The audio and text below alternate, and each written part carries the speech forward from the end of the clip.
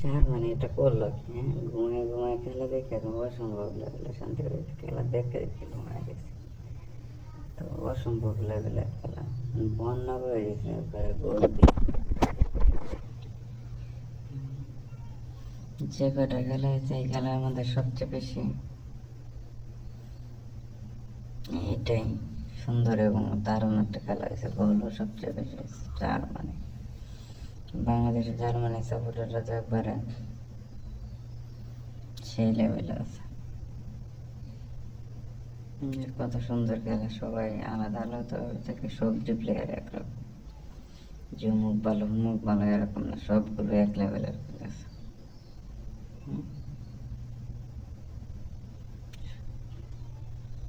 70% সময়ই ওইদিকে সবসময় বল চাপায় রাখছে।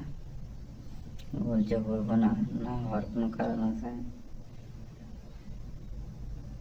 7টা হয়েছে তো কম হয়েছে যেভাবে খেলা খেলছে।